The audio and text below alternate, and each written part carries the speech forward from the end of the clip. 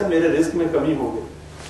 ہو سکتا ہے میں نے کوئی ایسا گناہ کیا ہو، اللہ نے مجھے ڈھیل دے دی اور میرے رزق میں اضافہ ہو گیا. اللہ تعالیٰ مجھے آزمانا چاہتا ہے، دیکھنا چاہتا ہے کہ اس بندے کا رزق اگر کم ہوتا ہے تو کس کو پکارتا ہے، اور اگر اس کا رزق زیادہ ہوتا ہے، مال زیادہ آتا ہے، تب کس کا شکر ادا کرتا ہے، کس کو پکارتا ہے. لیکن ہمیں عادت ہو گئی ہے کہ ہمیں ذرا سی تکلیف پہنچتی ہے تو ہم قسمت کے شکوے کرنے لگتے ہیں. ہر بندہ کہتا ہے، ہم بھی کہتے ہیں یار قسمت ہی خراب ہے، پتہ نہیں یہ بیماریوں نے ہمارے گھر دیکھ لیا. ایسی باتیں نکلتی ہیں، لیکن ہم یہ نہیں دیکھتے کہ ہو سکتا ہے اللہ تعالیٰ نے ہمیں اس چھوٹی سی بیماری کے بدلے کسی بڑی عذاب اور بڑی آزمائش سے بچا دیا. اگر ہمیں وہ بیماری اور وہ تکلیف نہ پہنچتی، ہو سکتا ہے ہمیں یہ احساس بھی نہ ہوتا کہ ہمارا ایک رب ہے جس نے ہمیں اس دنیا میں بھیجا ہے اور بھیجنے کا مقصد کیا ہے. اس لیے کہ ہم اپنی زندگیوں میں اتنے مصروف ہیں، ہمارے پاس وقت کہاں ہے. ہم اپنے روزگار سے، اپنی اولاد سے، اپنے اہل و عیال، اپنے رشتہ داروں سے اور ان کے لیے رزق کمانے کے لیے ہمارے پاس ٹائم ہی نہیں ہے. ہمارے پاس تو مصروفیت اتنی زیادہ ہے. اب ہم ان کا پیٹ پالیں، ان کی اچھی تربیت کریں، ان کے مستقبل کی فکر کریں یا ہم اللہ اللہ کریں؟ ہمارے پاس تو وقت ہی نہیں ہے. لیکن جو شخص اللہ کے حکموں کے مطابق زندگی گزارتا ہے، جو شخص اپنے لیے ہر اس چیز کو حلال سمجھتا ہے جس کو اللہ نے حلال کیا، اور ہر اس چیز کو حرام سمجھتا ہے جس کو اللہ نے حرام کیا، تو اللہ اس کے لیے دنیا میں بھی آسانی کرتا ہے اور آخرت میں بھی. یہ دنیا تو گزر ہی جانی ہے، کسی کی آسانی میں گزر جائے گی، کسی کی تنگی اور مشکل میں گزر جائے گی. لیکن جو زندگی نہیں گزرنے والی، جو زندگی نہیں ختم ہونے والی، وہ آخرت کی زندگی ہے. اور وہ ایسی زندگی ہے کہ جس کے بعد موت کو بھی مار دیا جائے گا، موت کو بھی جو ہے ذبح کر دیا جائے گا. ایک کالے مینڈے کی شکل میں موت بھی اللہ تعالیٰ ذبح کر دے گا. اور اس کے بعد اہل جہنم جو ہوں گے وہ اور زیادہ مایوس ہو جائیں گے جب دیکھیں گے اب تو موت ہی ختم ہو گئی. اور اہل جنت جو ہوں گے اور مطمئن ہو جائیں گے اور خوش ہو جائیں گے کہ اب مرنا نہیں، اب اللہ کی نعمتوں میں آ گئے، اب یہاں سے نکلنا نہیں ہے. اور جو اللہ کی جہنم میں معاذ اللہ تعالیٰ ہمیں ان میں سے نہ کرے، جو اللہ کی جہنموں میں چلے گئے، جو اللہ کی دوزخ میں چلے گئے، وہ مایوس ہو جائیں گے کہ بس اب اس کے بعد یہاں سے نکلنے کا کوئی راستہ نہیں. اب فیصلہ ہم نے کرنا ہے. زندگیاں ہم سارے اپنی گزار چکے. کوئی بھی یہاں پر شخص ایسا نہیں کہ جو یہ کہے کہ میں 30-40 سال نہیں گزار چکا. ہم سارے اپنی زندگیاں گزار چکے. اب باقی ماندہ زندگی جو ہے وہ دیکھ لیں کہ ہم نے کس طریقے سے بسر کرنی ہے. اس دنیا میں جتنا وقت ہم ضائع کر چکے، وقت کا حساب تو ہونا ہے، اللہ نے اپنی نعمتوں کا حساب تو لینا ہے. لیکن اگر آج بھی ہم یہ سوچ لیں کہ جتنی زندگی ضائع ہو چکی اسی سے ہم سبق لیں اور آگے یہ عہد کریں اللہ سے کہ اے اللہ جو ہو گیا سو ہو گیا، آج کے بعد زندگی گزرے گی تو تیرے حکموں کے مطابق. آئندہ نماز کا وقت ہوگا، میں اول وقت میں مسجد میں ہوں گا.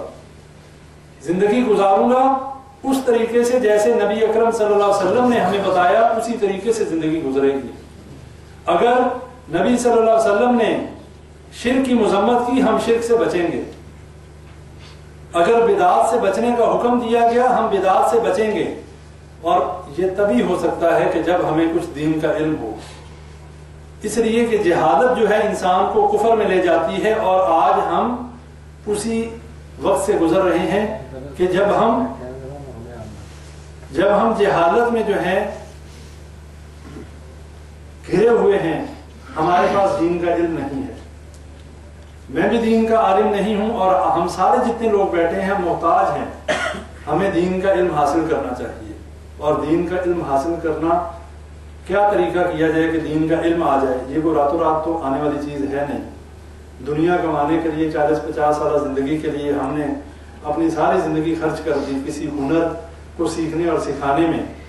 تو یہ دین تو اس سے بہت اعلیٰ چیز ہے، لیکن مشکل نہیں ہے. یہ ذہنوں سے نکال دیں کہ دین مشکل ہے. دین مشکل نہیں ہے، لیکن اس کے لیے تھوڑی سی کوشش ضرور کرنی پڑے گی. اپنے اندر یہ سوچ ختم کرنی پڑے گی کہ ہم دین نہیں سمجھ سکتے. اپنے دلوں سے شیطان کے وسوسے نکالنے پڑیں گے اس لیے کہ اللہ قرآن میں فرماتا ہے کہ میں نے اس قرآن کو آسان نازل کیا، وَلَقَدْ يَسَّرْنَا الْقُرْآنَ لِلذِّكْرِ فَهَلْ مِن مُدَّكِرٍ، کہ میں نے اس قرآن کو آسان نازل کیا، کوئی ہے سمجھ بوجھ حاصل کرنے والا؟ اللہ سوال کر رہا ہے کہ کوئی ہے، اور ہم سوئے ہوئے ہیں، ہم میں سے کسی کو نہیں پتا کہ ہمیں اس کے علاوہ بھی کچھ کرنا ہے۔ جو بات آج ہم نے پڑھی اور سمجھی ہے وہ یہ ہے کہ اللہ کی توحید جو ہے اس کی 3 اقسام ہیں: توحید ربوبیت، توحید الوہیت اور توحید اسماء و صفات۔ بعض علماء نے اس کو 2 بھی کہا ہے، توحید ربوبیت اور توحید اسماء و صفات کو ایک، اور توحید الوہیت اور توحید عبادات اس کو ایک کیٹیگری میں انہوں نے لیا ہے۔ یہ بات اپنے ذہنوں میں بٹھا لیں کہ یہ جو تینوں اقسام یا دونوں اقسام ہیں، ان میں سے کسی ایک کا انکار کرنے والا بھی مشرک ہوتا ہے، وہ توحید والا نہیں ہو سکتا۔ کیوں؟ مشرکین مکہ توحید ربوبیت کا اقرار کرتے تھے، یعنی توحید ربوبیت ہے کیا؟ یہ رب سے ربوبیت ہے، یعنی رب کا معنی پالنے والا۔ وہ یہ بات مانتے تھے کہ اللہ ہی ہمارا پالنے والا ہے، زمین و آسمان کا بنانے والا اللہ ہے، یہ ساری کائنات کا بنانے والا، سورج چاند ستاروں کا بنانے والا اللہ ہے۔ لیکن اس کے باوجود اللہ نے ان کو ملعون کہا، ان کو جہنمی کہا۔ کیوں کہا؟ اس لیے کہ انہوں نے سورہ یوسف کی آیت نمبر 106 میں اللہ فرماتا ہے وَمَا يُؤْمِنُ أَكْثَرُهُمْ بِاللَّهِ إِلَّا وَهُمْ مُشْرِكُونَ، کہ اکثریت ایسی ہے کہ اللہ پر ایمان لانے کے بعد بھی شرک کرتی ہے۔ تو وہ ایمان کیا ہے؟ اگر کوئی یہ کہے کہ اللہ ہی الہ ہے، اللہ ہی رب ہے، اللہ ہی پالنے والا ہے، اللہ ہی ہر چیز کا بنانے والا ہے، یہ تو بڑی اچھی بات ہے، لیکن اس کے ساتھ ہی یا وہ انکار نہ کرے باطل الہوں کا، تب بھی وہ اس کا توحید صحیح نہیں۔ جہاں وہ اقرار کرتا ہے اللہ ہی سے ہونے کے یقین کا، وہاں اس کو رد بھی کرنا ہے کہ اس کے علاوہ کوئی کچھ نہیں کر سکتا۔ وہ کوئی بھی ہو، اس کوئی میں ہر کوئی شامل ہے جو مخلوق ہے، اس میں ہر کوئی شامل ہے۔ صرف اللہ الہ ہے، اللہ رب ہے، اللہ مشکل کشا اور حاجت روا ہے۔ اللہ کے علاوہ جتنی بھی ہیں سب مخلوق ہیں، اور اللہ کے علاوہ کوئی کچھ نہیں دے سکتا۔ کیوں؟ کیا دلیل ہے؟ اس لیے نہیں کہ میں کہہ رہا ہوں تو آپ مان لیں کہ نہیں دے سکتا، دلیل چاہیے۔ دلیل یہ ہے کہ نبی اکرم صلی اللہ علیہ وسلم چاہتے تھے ان کا چچا ابو طالب ایمان لے آئے، اللہ نہیں چاہتا تھا، نہیں ایمان لایا۔ بہت زور لگایا کہ چچا میرے کان میں کلمہ پڑھ لو، میں اللہ سے تیری سفارش کروں گا، لیکن مرتے وقت اس نے کہا کہ میں اپنے باپ دادا کے دین پہ مرتا ہوں، حالانکہ وہ جانتا تھا کہ یہ دین سچ ہے اور دین حق ہے، لیکن اس کے باوجود اس نے اس کلمے کو نہیں مانا۔ قریش کے سرداروں نے کہا کہ دیکھنا کہیں موت کے ڈر سے جو ہے اپنے باپ دادا کے دین کو نہ چھوڑ جانا، یہی غیرت اور یہی حمیت جو ہے یہ انسان کو کہیں کا نہیں چھوڑتا، یہی جو انسان کی انا ہے یہ انسان کو مروا دیتی ہے، اور یہی وہ انا تھی کہ ابو طالب جانتے ہوئے کہ یہ میرا بھتیجا جو ہے اس کا دین سچا ہے، مانا کیوں نہیں کہ میرے رشتہ دار کہیں کہ موت کے ڈر سے ابو طالب ڈر گیا، مرتے وقت اپنے باپ دادا کے دین کو چھوڑ گیا۔ ہمیں تو یہی چیزیں مروا دیتی ہیں۔ کہتے ہیں نا آج کے کسی کے گھر فوتگی ہو جائے، کوئی مسئلہ ہو جائے، برادری کیا کہے گی کہ رشتہ دار فلاں بھائی مر گیا، فلاں باپ مر گیا، اس نے 2 دیگیں بھی نہیں پکوائی، اس نے اس کے اوپر ساری وہ بدعات بھی نہیں کی۔